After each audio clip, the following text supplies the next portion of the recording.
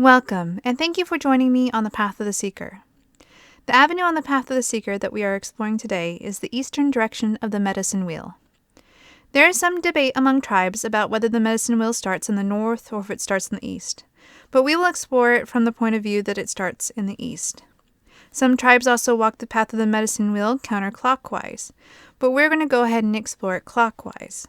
Now, I am a descendant of the Cahuilla here in California, but I did not learn this directly from them. This is actually going to be from the 3 books that I'm going to reference at the end of this video. Ultimately, the path of the medicine wheel is the method through which creation itself was made. By walking the path of the seeker, we are undertaking the sacred act of attempting to understand the Creator by studying the act of creation itself. Thankfully, the practice is preserved in the path of the medicine wheel, Kabbalah, and alchemy. Studying these disciplines is similar to studying the Creator and creation at once, bringing us closer to at-one-ment, or what some call atonement. Our day starts in the east with the rising of the sun. The rising sun is an archetype for new beginnings, and it makes sense that our journey starts in the east. The element of the eastern direction is air. This is where ideas and inspiration come from.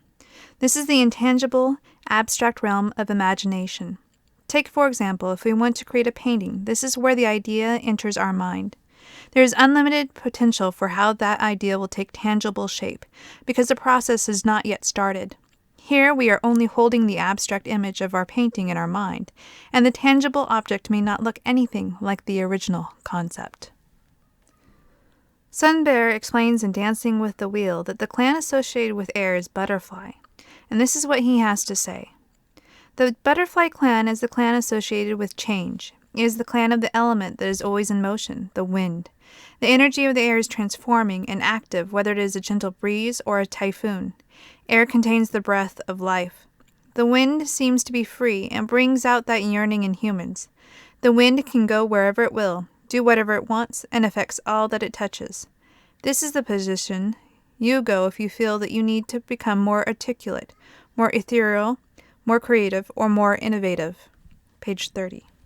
The animal associated with the eastern direction of the medicine wheel is eagle. Kathy Callahan and Jamie Sams describes it best, so I'm simply going to quote them. First, Kathy Callahan says, "The totem animal of the east is eagle, the ruler of the air. Eagle often flies at a height that gives him a 360-degree view of the horizon.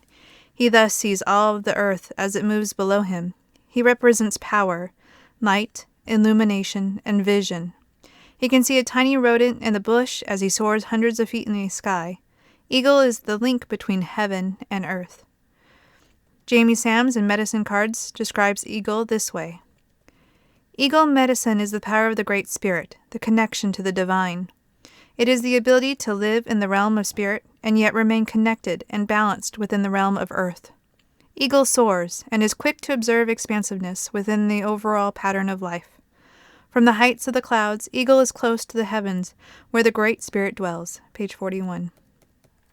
Even though the journey starts in the east, it is, perhaps, one of the closest to the Great Spirit, the Creator if you prefer to use that term, because it's the messenger of the Great Spirit, eagle, that calls us to our newest adventure, whether it's the start of a new project, cooking dinner, or planting a new flower in our garden. No act of creation is too small or insignificant for the Creator, and no task should be too small for us as human beings, who are growing closer to the Great Spirit by studying creation itself here in physical, material reality. Again, we walk this direction of the medicine wheel many times in life. This is particularly true for me in this video, as I've returned to my YouTube channel. For me, this video represents a new beginning and a new period in my life. I myself stand right now in this moment on the eastern direction of the medicine wheel. Now I want to share with you a beautiful concept from Jamie Sams, which she calls the final beginning. Here's the quote. "The turning point on the first path is when the first veil is beginning to lift, and we sense that our lives have a purpose, and that we are here for a reason that we may not yet fully understand. My teachers called this process the final beginning. This occurs when we finally turn and face the Creator, the great mystery, God, and acknowledge that our life cannot be lived fully without the connection to the divine presence that made all life. We realize that we have a soul or spirit that connects us to the great mystery. This moment is called the final beginning, because from this point forward we are willing to acknowledge that we are spiritual beings who happen to have human bodies, and that we are connected in some unknown way to a higher power that influences our lives in mysterious ways. Page 55. The path of the seeker is ultimately the path to discovering how to untangle ourselves from our soul's preoccupation with physical, material reality. In the Eastern traditions, this is called enlightenment, and it is fitting that this is associated with the Eastern direction on the medicine wheel.